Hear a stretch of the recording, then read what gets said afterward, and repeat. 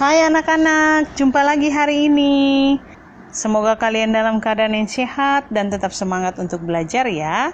Hari ini kita akan belajar tematik 4C, subtema yang kedua, pembelajaran yang kedua mengenal sumber daya lingkungan. Nah anak-anak, siapkan perlengkapan belajarmu dan dirimu untuk mengikuti pelajaran hari ini. Tujuan pembelajaran kita hari ini, pendidikan Pancasila dan kewarganegaraan.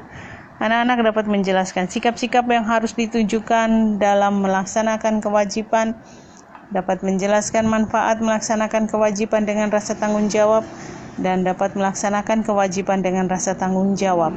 Ilmu pengetahuan sosial dapat menjelaskan keragaman ekonomi di provinsi setempat, menceritakan keberagaman di wilayah setempat, dan menerapkan sikap menghargai keberagaman.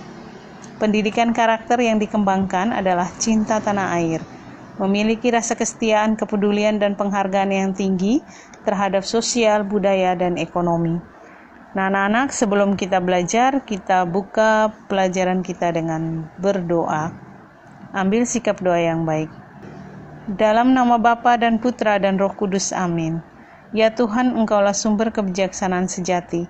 Sinarlah cahayamu ke dalam hati kami dan pikiran kami, agar kami dapat memahami apa yang diajarkan pada hari ini. Semoga dengan demikian Engkau dimuliakan selamanya. Amin. Dalam nama Bapa dan Putra dan Roh Kudus, amin. Nah, anak-anak, kita akan belajar tentang keragaman ekonomi. Kita sudah mengenal kegiatan ekonomi berupa produksi, distribusi, dan konsumsi. Kegiatan ekonomi dilakukan untuk memenuhi kebutuhan hidup manusia. Kegiatan produksi adalah kegiatan yang menghasilkan barang atau jasa. Kegiatan distribusi adalah kegiatan menyalurkan barang dari produsen ke konsumen. Sedangkan kegiatan konsumsi adalah kegiatan manusia untuk memanfaatkan barang maupun jasa dalam memenuhi kebutuhannya. Anak-anak, mari kita mengamati gambar tentang kegiatan ekonomi berikut ini. Ada nelayan sedang menangkap ikan, ada yang sedang membuat anyaman, kemudian dokter sedang merawat anak yang sakit, guru sedang menjelaskan pelajaran, ada penjual dan pembeli buah, ada penjual dan pembeli oleh-oleh. Berdasarkan gambar-gambar di atas, kita akan menyebutkan berbagai kegiatan yang termasuk kegiatan produksi, distribusi, dan konsumsi. Kegiatan produksi, contohnya membuat anyaman, nelayan, petani buah, pembuat oleh-oleh. Kegiatan distribusi, contohnya pedagang buah, dokter menyembuhkan pasien, pedagang ikan membeli ikan dari nelayan kemudian dijual ke konsumen. Kegiatan konsumsi, contohnya membeli buah, membeli oleh-oleh, berobat ke dokter. Nah, itu adalah contoh kegiatan-kegiatan ekonomi.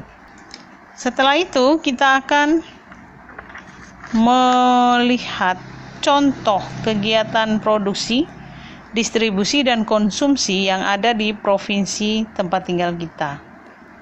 Contohnya, pabrik sepatu. Itu kegiatan produksi. Distribusinya, pedagang. Konsumsi, pembeli sepatu. Pabrik roti, distribusinya pedagang roti, konsumsinya pembeli roti. Kegiatan produksi, pembuat anyaman, distribusinya pedagang souvenir, konsumsinya pembeli souvenir.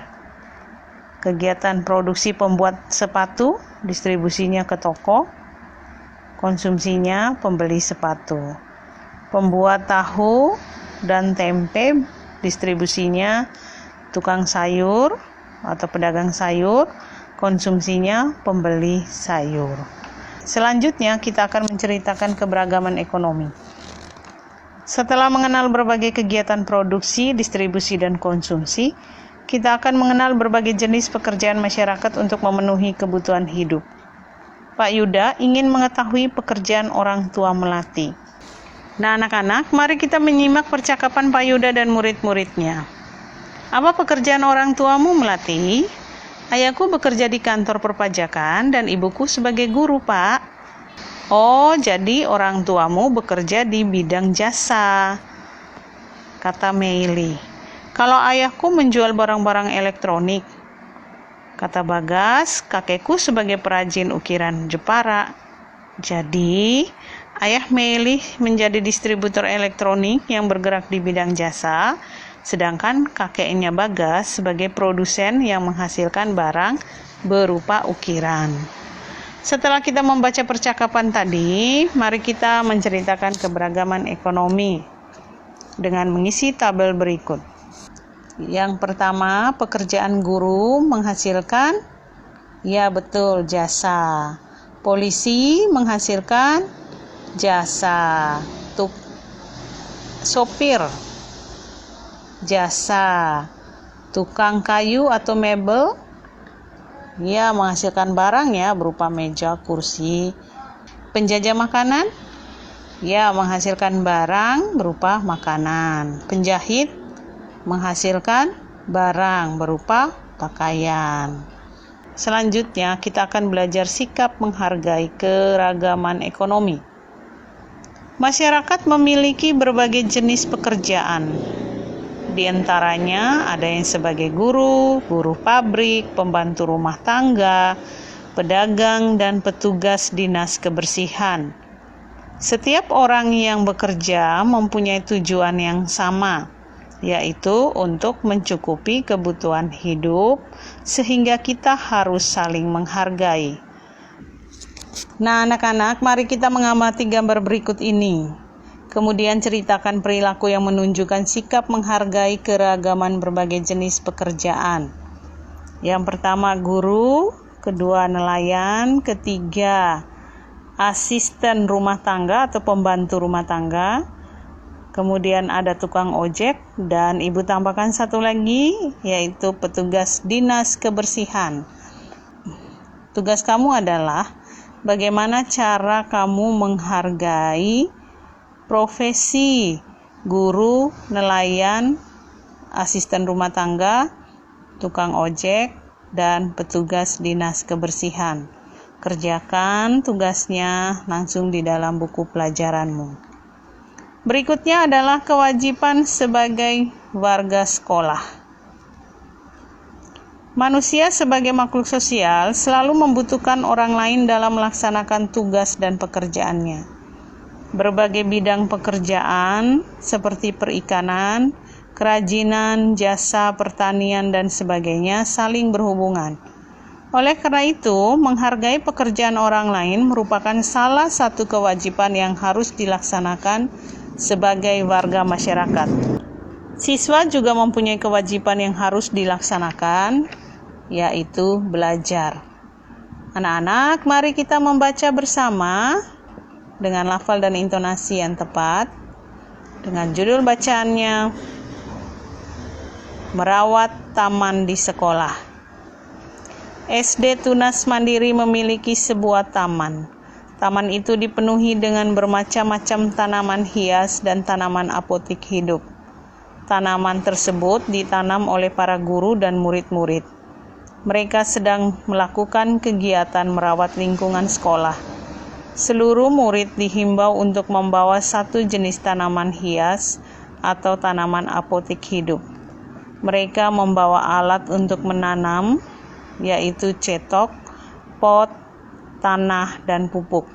Bapak guru membantu menggemburkan tanah dengan menggunakan cangkul. Para siswa mendapat tugas untuk merawat taman sekolah. Kelas melati mendapat jadwal hari Kamis. Anak-anak melaksanakan tugas dengan penuh tanggung jawab dan teratur. Ada yang menyiangi rumput, membersihkan daun-daun yang sudah mulai kering, menyiram tanaman, memberi pupuk, dan menggembur tanah di sekitar tanaman. Taman di sekolah melati tampak subur dan indah. Lingkungan sekolah menjadi sejuk dan suasana belajar menjadi nyaman. Anak-anak menikmati keindahan taman saat beristirahat.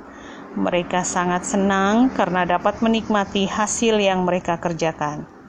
Nah, anak-anak, setelah kita membaca bacaan bersama tadi, kita menjawab pertanyaan-pertanyaan berikut ini sesuai dengan bacaan merawat taman di sekolah. Siapa yang menanam tanaman di taman sekolah? Iya, betul, pintar sekali. Yang menanam tanaman di taman sekolah adalah para guru dan murid SD Tunas Mandiri. Tanaman apa saja yang ditanam? Ya, tanaman yang ditanam adalah tanaman hias atau tanaman apotik hidup. Kapan kelas melati mendapat tugas merawat tanaman? Ya, kelas melati mendapat tugas merawat tanaman pada hari Kamis. Mengapa taman menjadi subur dan indah? Ya, taman menjadi subur dan indah karena disiram, diberi pupuk, dan digembur tanahnya. Apa yang akan terjadi jika Melati dan teman-temannya tidak melaksanakan kewajiban dengan rasa tanggung jawab? Yang akan terjadi jika Melati dan teman-temannya tidak melaksanakan kewajiban dengan rasa tanggung jawab adalah ya, tanaman akan layu dan mati. Nah, anak-anak silakan mencatat di buku pelajaranmu. Nah, berdasarkan cerita di atas, sikap yang ditunjukkan saat melaksanakan kewajiban adalah tanggung jawab, saling menghargai, disiplin, dan bekerja sama. Manfaat melaksanakan kewajiban dengan penuh tanggung jawab adalah lingkungan menjadi indah, sejuk, dan suasana belajar menjadi nyaman. Nah, anak-anak, setelah kita membaca bacaan dan menjawab pertanyaan, tugas kamu adalah menjawab pertanyaan berikut ini menggunakan kalimat lengkap dikerjakan di dalam buku PSPKN. Jangan lupa masing-masing nomor ada 2 jawaban. Nah, anak-anak, itulah pelajaran kita hari ini. Kita sampai ke kesimpulan pelajaran kita hari ini.